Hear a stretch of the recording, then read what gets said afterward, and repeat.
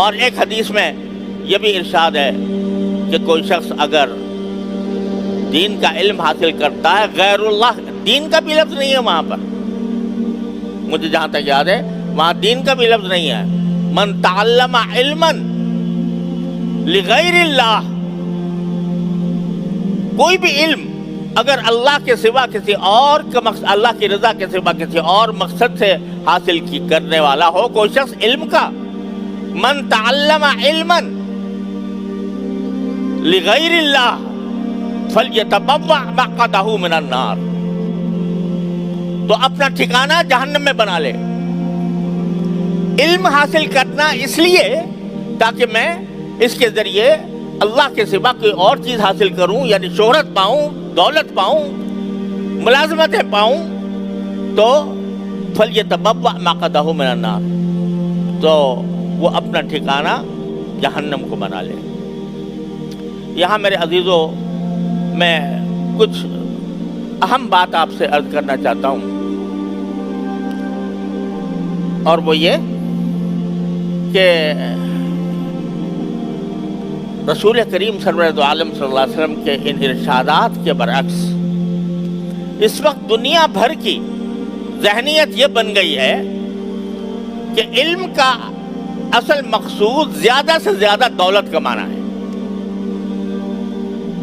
جتنے تعلیمی ادارے اس وقت علاوہ ہمارے ان دینی مدارس کے جتنے تعلیمی ادارے دنیا بھر میں قائم ہیں، صرف ہمارے ملک میں نہیں، دنیا بھر میں، وہاں تعلیم طلبہ حاصل کر رہے ہیں۔ ان طالب علموں سے جا کر پوچھو، کسی سے بھی طالب علم سے، بھائی کیوں پڑھ رہے ہو؟ ایک آدمی میڈیکل کالج میں داخل ہے، ایک آدمی سائنس کالج میں داخل ہے، ایک آدمی کامرس کالج میں داخل ہے، اور وہ وہاں پر تعلیم حاصل کر رہا ہے۔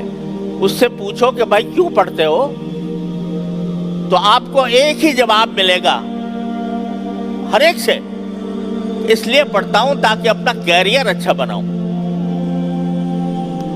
کیریئر اچھا بنانے کے کیا معنی ہے؟ کہ مستقبل میں مجھے کوئی بڑا عہدہ مل جائے، بڑی ملازمت مل جائے جس کے اندر مجھے پیسے زیادہ حاصل ہو جائیں۔ یہی ایک جواب ہوگا، یہ اس وقت یونیورسل جواب ہے پوری کائنات میں، بڑی بڑی یونیورسٹیوں میں کسی سے بھی جا کر پوچھ لو تو اس کا جواب یہ ہوتا ہے کہ میں اس لیے پڑھ رہا ہوں تاکہ میں اپنا کیریئر بناؤں، مجھے اچھی ملازمتیں ملیں، مجھے اچھا منصب ملے، اور میں زیادہ سے زیادہ دولت کمانے کے لائق ہوں۔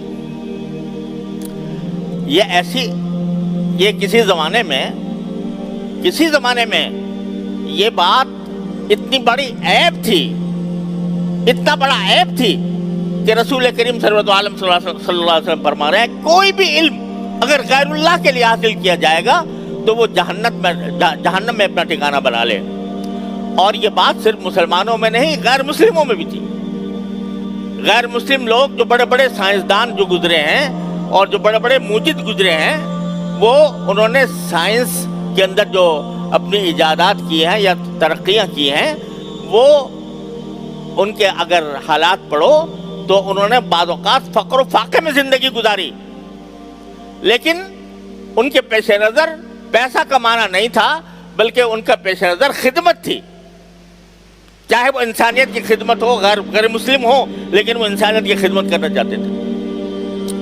یہ کارل مارکس جس کی ساری دنیا میں سوشلزم کا نظریہ ساری دنیا میں پھیلا، تو وہ کتنا ہی غلط نظریہ تھا، کتنا ہی خراب نظریہ تھا، کتنا ہی باطل نظریہ تھا، لیکن اس نے جو علم حاصل کیا، معاشیات کا علم جو حاصل کیا، وہ اس طرح حاصل کیا کہ یہ فقر و فاقے کی زندگی گزاری ہے اس نے،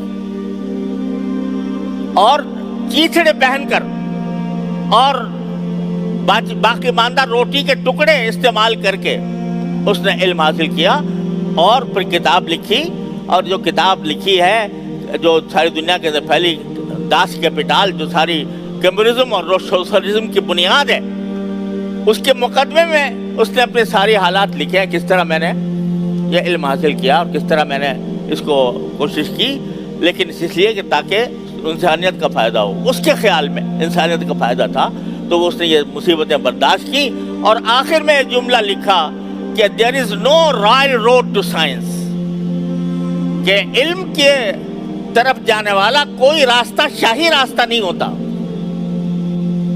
علم کی طرف جانے والا کوئی راستہ شاہی راستہ نہیں ہوتا. ایسا نہیں ہوتا کہ آپ کے لیے قالین بچھائے جائیں، سرخ قالین آپ کے استقبال کے لیے، اور پھر علم آ کر آپ کی گود میں پڑ جائے. کوئی راستہ شاہی. تو پہلے زمانے میں غیر مسلم بھی یہ بات عیب سمجھتے تھے کہ ہم اب علم دنیا کے لیے حاصل، اس کام کے لیے حاصل کریں کہ ہم پیسے زیادہ کمائیں، بلکہ ان کا مقصد خدمت ہوا کرتا تھا، چاہے مسلمان ہو یا غیر مسلم.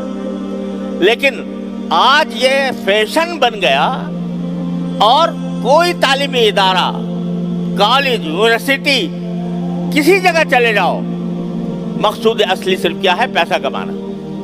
جب پیسہ کمانا ہے تو اس میں اس سے کوئی بحث نہیں ہے کہ اس علم، میرے علم کے ذریعے لوگوں کا فائدہ پہنچے، لوگوں کو کہ میں خدمت کروں، میں اپنے ملک کا مستقبل روشن کروں، اس طرف کوئی دھیان نہیں. لہذا اگر وہ تو ایک بکاؤ مال ہے، جب پیسے کے لیے کر رہا ہے تو بکاؤ مال ہے. اس کو اگر یہاں پیسے اچھے مل رہے ہیں تو یہاں کرے گا، اس کو اگر برطانیہ میں مل رہے ہیں برطانیہ میں جا کے خدمت کرے گا، اس کو اگر امریکہ میں پیسے زیادہ مل رہے ہیں امریکہ میں جا کے خدمت کرے گا. اپنے ملک کی کیوں خدمت کرے وہ؟ اس واسطے کہ پیش نظر پیسہ ہے. وہ پیسہ یہاں نہیں ملتا اتنا زیادہ، وہاں ملتا ہے.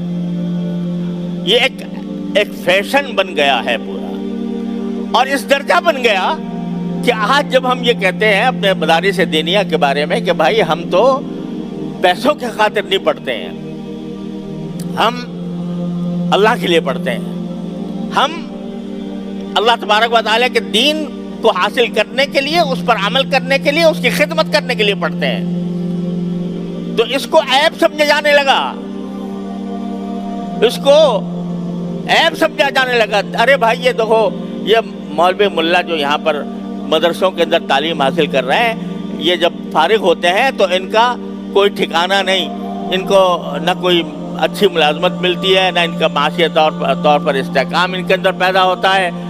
لہٰذا یہ مخلوق جو ہے بیکار مخلوق ہے، کیونکہ پیسہ نہیں کماتی. بیکار اس لیے جو کارآمد وہ ہے جو پیسہ کمائے.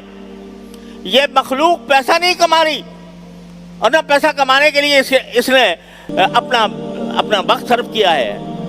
یہ تو کسی ایک اندیکھی جنت کے لیے کر رہے ہیں. وہ جنت ملے گی، ان کو مل جائے گی. دنیا میں تو یہ ان کا کوئی معاشی استحکام نہیں ہوگا. یہ کھائیں گے کہاں سے، یہ پیئیں گے کہاں سے؟ ہم سے کہا جاتا ہے، بڑے بڑے ارباب اقتدار سے ہماری باتیں ہوئی ہیں. وہ کہتے ہیں کہ بھئی تم یہ کیا کر رہے ہو؟ ان طلباء کے ساتھ دشمنی کر رہے ہو کہ ان کو تم ایسے علوم نہیں پڑھاتے، ایسے علوم نہیں سکھاتے جس کی وجہ سے ان کی تنخواہیں بڑھیں، یہ جا کے سرکاری ملازمتوں میں حصہ لیں، اور یہ جا کر کوئی سی ایس پی آفیسر بن جائے، کوئی بیوروکریٹ بن جائے، کوئی یونیورسٹی کے اندر اعلیٰ درجے کا پروفیسر بن جائے، وغیرہ وغیرہ، کوئی ڈاکٹر بن جائے، کوئی انجینئر بن جائے. ہم کہتے ہیں بھائی خدا کے لیے ہمیں اپنے حال پر رہنے دو. ہم یہ کام جو ہے اس لیے نہیں کر رہے کہ ان کو جا کے ڈگریاں ملیں اور یہ ڈگریاں لے کر اور بڑی ملازمتوں کے اندر حصے دار ہوں. تو سمجھ میں نہیں آتی ان کے بات. یہ کیسے ہو سکتا ہے کوئی علم حاصل کرے اور اس کے پیش نظر پیسہ نہ ہو؟ یہ ہو کیسے سکتا ہے؟ ان کی سمجھ میں بات نہیں آتی.